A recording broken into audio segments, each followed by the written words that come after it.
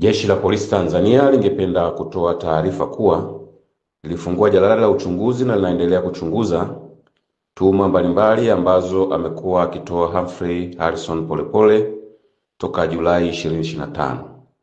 Tuhuma ambazo ametoa na anaendelea kuzitoa kulingana na jinsi alivyozielezea zinaashiria uwepo wa makosa ya kijinai na kwa mujibu wa sheria zinahitaji ushahidi wa kuzithibitisha zitakapowasilishwa mahakamani. Tuhuma hizo amekuwa akizitoa kupitia mitandao ya kijamii.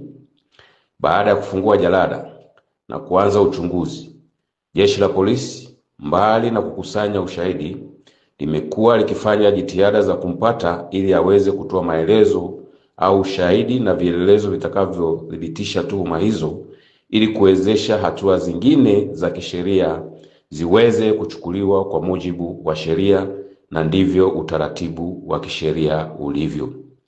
Hivyo, Jeshi la Polisi kupitia taarifa hii linaendelea kumwelekeza afike katika ofisi ya mkurugenzi wa upelelezi wa makosa ya jinai ili aweze kutoa maelezo au ushahidi kuhusiana na tuhuma ambazo amekuwa akizitoa kwa umma kupitia mitandao ya kijamii.